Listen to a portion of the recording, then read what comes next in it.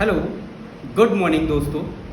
आज एक बहुत बेहतरीन स्टोरी के साथ मैं आपको एक अच्छा मैसेज देना चाहता हूँ और उसको बड़ा ध्यान से सुनिएगा। सभी की ज़िंदगी में एक बदलाव आ जाएगा। वो स्टोरी क्या है जानिए। एक बार किसान और बादल यानी बादलों और किसानों के बीच में एक वार्तालाप हुई। तो कभी सब बादलों ने मिलकर सारे किसानों से मिलकर एक बात कही कि हम तो अब 10 साल के लिए हड़ताल कर रहे हैं, यानी 10 साल तक हम बारिश नहीं करेंगे। तो सारे किसान डर गए, उनमें असमंजस पैदा हो गया। तो सभी किसानों ने कहा कि ये तो बहुत बात खराब हो गई। तो जो 10-12 किसान थे जिन लोगों की बीच में बात हो रही थी, उनमें से एक किसान ने कहा कि ऐसा है, कोई बात नहीं, 10 साल बाद तक अगर बारिश होगी, बट मैं क्या कर रहा हूँ, मेरा निर्णय यह है कि मैं 10 साल लगातार बारिश होगी उसका इंतज़ार नहीं करूँगा। मैं 10 साल लगातार हल जोतूँगा, इन्हीं खेत की जुताई करूँगा। तो बाकी किसानों ने ये कहा कि भाई साहब, फ़ायदा क्या है, क्योंकि बादल तो 10 साल नहीं बरसेंगे। तुम अभी से अगर ये काम करोगे, खेत की जुताई करोगे, तो तुम्हें फ़ायदा क्या होगा।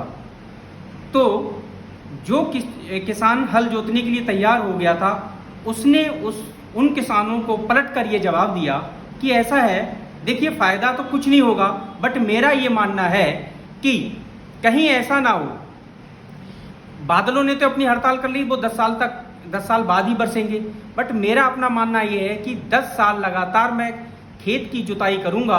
इसलिए कहीं ऐसा ना हो कि मैं 10 साल का इंतजार करूंगा तो मैं खेत जोतना भूल ना जाऊं। ये बात 4 किसानों के बीच में ये वार्तालाप हो रही थी। तो उन किसानों की वार्तालाप सुनकर बादल भी सुन रहा था इस बात को कि यार ऐसा है, नीचे जो किसान हैं, सारे किसानों में मिलकर जो वार्तालाप हो रही है, एक किसान कह रहा है कि यार मैं 10 साल तक इंतज़ार नहीं करूँगा, मैं खेत जुताई करता रहूँगा, कहीं मैं जोतना भूल ना जाऊँ, खेत को जोतना भूल ना जाऊँ, अपने काम को करना भूल ना जाऊँ। तो कहीं ऐसा तो नहीं है यार कि हमने तो 10 साल के लिए कसम खा ली कि 10 साल बाद बरसेंगे, कहीं ऐसा तो नहीं है कि हम भी कहीं बरसना ना भूल जाएं। तो उन किसानों की बात सुनकर बादल ने भी ये कसम खा ली और वो भी बरसना शुरू हो गए, क्योंकि उन पॉजिटिव एक किसान की निर्णय से उन्होंने अपना भी निर्णय बदल दिया।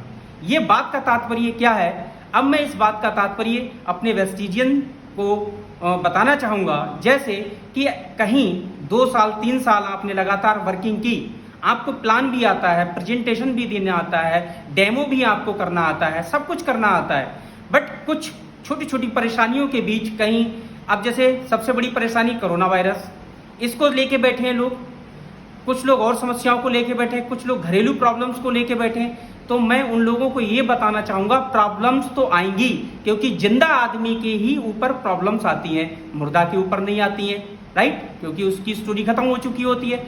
तो हम लोगों की प्रॉब्लम्स तो आएंगी, तो उन प्रॉब्लम्स को झेलते हुए, उनको कवर करते हुए, हमें जो अपना मेन मकसद काम है, जो हमारा मेन काम है, उसको लगातार करना चाहिए। नहीं तो ठीक उसी तरह से अगर काम लगातार नहीं करोगे तो जो आप काम में एक्सपर्ट हो आप भूल जाओगे, और अगर आप काम करोगे तो जो दिक्कतें आपके लिए आई, हो सकता है आपकी टीम में आए, तो वो आपको एक एग्जाम्पल लेंगे कि यार हमारे तो सर लगातार परेशानियों के साथ लड़ते रहते हैं और अपना काम जरूर करते रहते हैं, तो ठीक हमें भी ये काम करना चाहिए।